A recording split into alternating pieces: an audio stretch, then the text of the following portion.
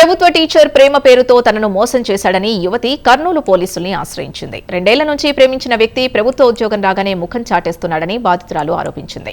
కర్నూలు జిల్లా సి బెళగల్ మండలం కంబద్దహాల్ గ్రామానికి చెందిన సారమ్మ, నంద్యాల జిల్లా సంచామల మండలం ఆకుమల్ల గ్రామానికి చెందిన మహేష్ తో పరిచయం ఏర్పడింది. ఆ పరిచయం ప్రేమగా మారి పెళ్లి వరకు వెళ్లింది. కానీ మహేష్ కు ప్రభుత్వ టీచర్ గా ఉద్యోగం రావడంతో తనను దూరం పెట్టాడని బాధితురాలు తెలిపింది. న్యాయం చేయాలని సారమ్మ పోలీసుల్ని ఆశ్రయించింది.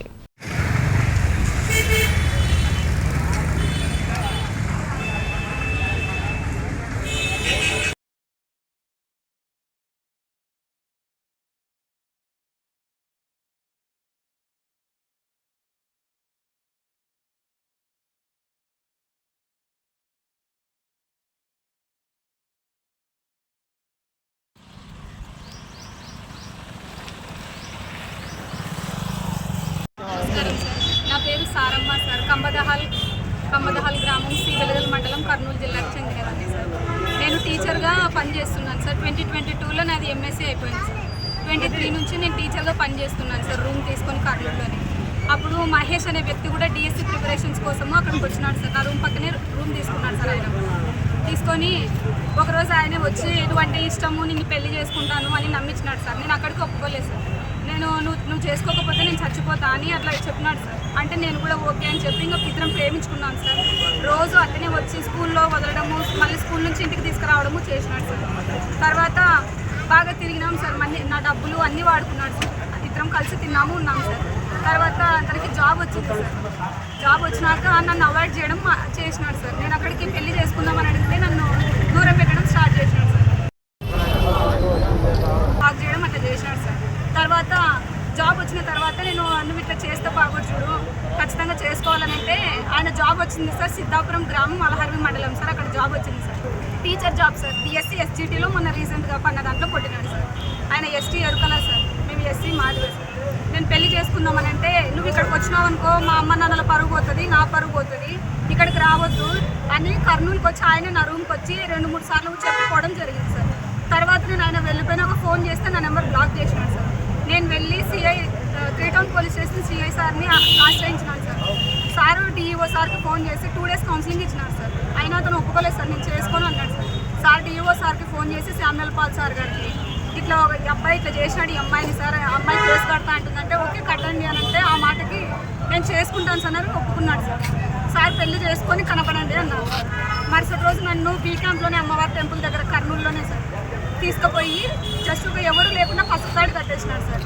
నేను అక్కడికి రిజిస్టర్ మ్యారేజ్ చేసుకున్నామంటే ఇప్పుడు నాతో డబ్బులు లేవు, నేను డబ్బులు వచ్చినాక 1 మంత్లో చేసుకుంటాను నిన్ను ఖచ్చితంగా అని చెప్పి నన్ను నమ్మించి కేవలం ఫస్ట్ తాడు కట్టినాడు అంతే సార్. ఎవరు కూడా లేదు సార్ పక్కన. తర్వాత సార్ వెళ్ళి కలిసినాం సార్. సార్ ముందు కూడా నేను సార్ 1 నెల తర్వాత అమ్మాయిని పెళ్లి చేసుకుంటానని సార్ కూడా చెప్పి అదే రోజు సిద్ధాంపురం పక్కన గూళ్యంలో రూమ్ తీసుకొని అక్కడ ఉన్నాను సార్.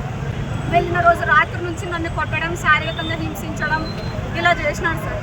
ఒకరోజు నేను పెద్దపాడికి సార్ పిలుస్తున్నాడు, సిఐ సార్ పిలుస్తున్నాడు అని చెప్పి పెద్దపాడి దగ్గరకు వచ్చినాం సార్ కర్నూలులో. అక్కడికి వచ్చేసరికి వాళ్ళ అమ్మ, నాన్న, వాళ్ళ పెదనాన్న కొడుకు సుధాకరు, ఈయన మహేష్ ఉన్నారు సార్. వచ్చి వాళ్ళమ్మ వెళ్ళిన వెంటనే మాది కదా నా కొడుకును వదిలిపెట్టు అని చెప్పి వాళ్ళంతా కలిసి నన్ను కొట్టినారు సార్. నేను ఏ కాడికి పోతలేనని మా నాన్న వాళ్ళకు కూడా మా మేనమామకి ఫోన్ చేసి వచ్చి మీ అమ్మాయిని పిలుచుకొని పోదురని అని చెప్పి వాళ్ళకి పిలిస్తే వాళ్ళు కూడా అక్కడికి 1 గంట మేరకు వచ్చినారు సార్. రామ్మని మా వాళ్ళు పిలిచినారు సార్, నేను వెళ్ళలేదు సార్. తర్వాత అదే రోజు మళ్ళీ గూళ్ళెంకి వెళ్ళిపోయినాం సార్.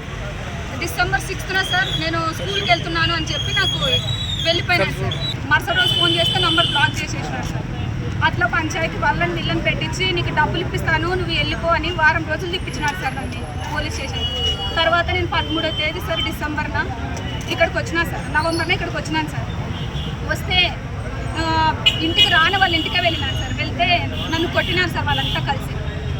ఊరందరు జనాల ముందే నన్ను బాగా హింసించి కొట్టినారు సార్. తర్వాత అంత రాత్రి ఎక్కడికి పోతుందని చెప్పి నేను పోలీస్ వారికి కూడా ఫోన్ చేసి చెప్పినా సార్. చెప్తే సార్ వాళ్ళు ఎట్లమ్మా అంటే ఊరు వాళ్ళు ఉండి ఆడపిల్లని రాత్రి ఎక్కడికి పోతుందని నాకు అక్కడే చర్చిలోనే ఆశ్రయం ఇచ్చినారు సార్. ఆకుమల్లకు వచ్చిన వెంటనే ఆ రోజు వాళ్ళు కొట్టిన వెంటనే నేను 112కి ఫోన్ చేస్తే సంజామల పోలీస్ స్టేషన్కి వెళ్ళినాను సార్. వెళ్తే అక్కడి నుంచి సార్ వాళ్ళు కోయలకుంట్ల సిఐ సార్ దగ్గరికి తీసుకొచ్చినారు సార్. సార్ పేరు హనుమంతు నాయక్ సార్. ఏమో వాళ్ళకి కౌన్సిలింగ్ ఇచ్చి మహేష్ అమ్మ నాన్న, మహేష్ పెదనాన్నకి కౌన్సిలింగ్ ఇచ్చినారు సార్, తీసుకెళ్ళండి అని. ఆయన మాత్రం మారడం లేదు సార్. సార్ కౌన్సిలింగ్ ఇచ్చినా కూడా ఇప్పటికీ వద్దనే నాకు చేస్తున్నాను. దయచేసి నాకు న్యాయం చేయండి.